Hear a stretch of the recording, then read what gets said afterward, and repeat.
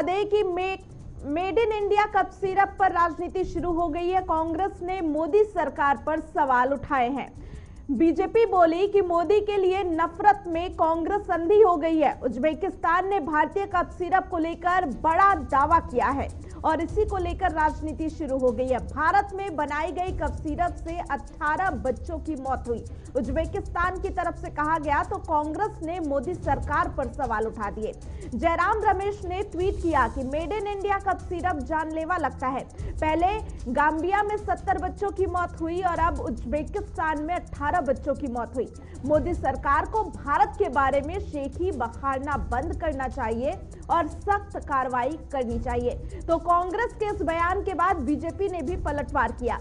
Gambia में बच्चों की मौत का भारत में बनी खांसी की दवाई के सेवन से कोई लेना देना नहीं है। ये गाम्बियन अधिकारी और डीसीजीआई दोनों द्वारा स्पष्ट किया गया है। लेकिन मोदी के लिए अपनी नफरत में अंधी कांग्रेस भारत और उसकी उद्यमशीलता की भावना का भी ख्याल नहीं रख रही है। और ये अमित मालवीय जो कि बीजेपी नेता हैं, उन्होंने ट्वीट किया और बीजेपी पर निशाना साधा। तो भारत में बनाई गई कफ सिरप को लेकर भले ही राजनीति शुरू हो गई है, लेकिन ये जानना बेहद जरूरी है कि जिस दवा के सेवन से मौत की खबरें हैं वो आखिर है क्या और इसको लेकर WHO की तरफ से क्या कुछ कहा गया है। तो चलिए ग्राफिक्स के जरिए पहले आपको समझा देते हैं कि उज्बेकिस्तान ने मौतों की वजह क्या बताई है। उज्बेकिस्तान सरकार ने कहा कि कफ सिरप DOC-1 मैक्स में एथिलीन ग्लाइकॉल है और ये एक जहरीला पदार्थ है। इसके इस्तेमाल से उल्टी, बेहोशी, ऐंठन, किडनी फेलियर और दिल से जुड़ी समस्याएं हो सकती हैं। तो ये बयान उज्बेकिस्तान की तरफ से आया गया है। अब आपको बताते हैं कि क्या एथिलीन ग्लाइकॉल जानलेवा है। दरअसल WHO के मुताबिक एथिलीन ग्लाइकॉल कार्बन कंपाउंड है और इसे लेकर WHO की तरफ से क्या कुछ कहा गया है, बताया गया है कि इसमें ना खुशबू होती है और ना ही कलर। ये मीठा होता है जो बच्चों के सिरप में सिर्फ इसलिए मिलाया जाता है ताकि वो आसानी से पी सके।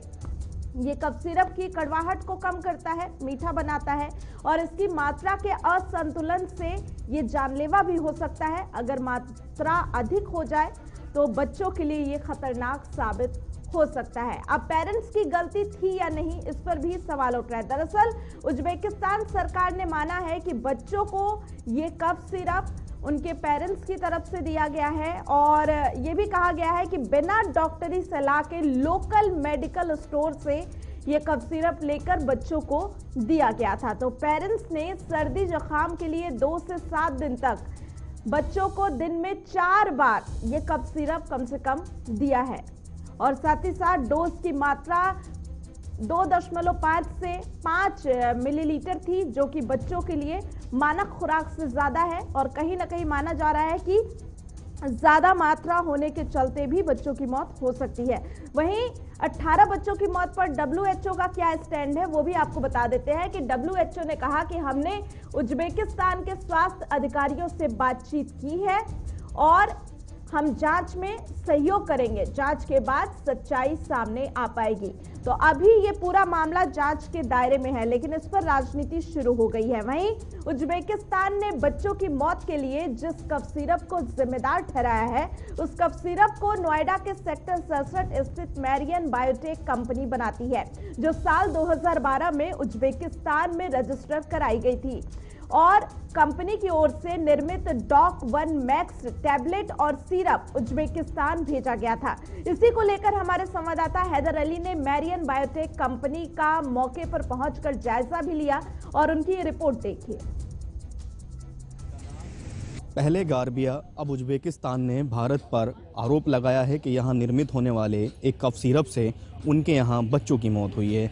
18 बच्चों की मौत का जिक्र किया है उज्बेकिस्तान ने। कहा है कि भारत से निर्मित एक कफ सिरप था जिसको उनके यहाँ देने पर उनके बच्चों की मौत हुई है। दरअसल ये कफ सिरप नोएडा स्थित मैरियन बायोटेक में बनता है। हम उसी कंपनी के बाहर मौजूद हैं, तस्वीरें आप देख सकते हैं। इसी कंपनी में ये कफ सिरप बनाया गया था और उज्बेकिस्तान ने इसी का जिक्र किया है। हालांकि उसके बाद जांच के आदेश दे दिए गए हैं, सैंपल कलेक्ट कर लिए गए हैं, DRI को भेज दिए गए हैं और जल्द ही उनकी रिपोर्ट भी आ जाएगी। मंत्रालय की तरफ से भी बताया गया है कि ये जो कफ सिरप बच्चों को दिया गया था ये बिना डॉक्टर के प्रिस्क्रिप्शन के दिया गया था और इसमें ज़्यादा पैरासीटामोल की मात्रा है। ऐसे में इसका गलत तरीके से इस्तेमाल किया गया, जिसके इस्तेमाल के बाद उन बच्चों की मौत हुई है।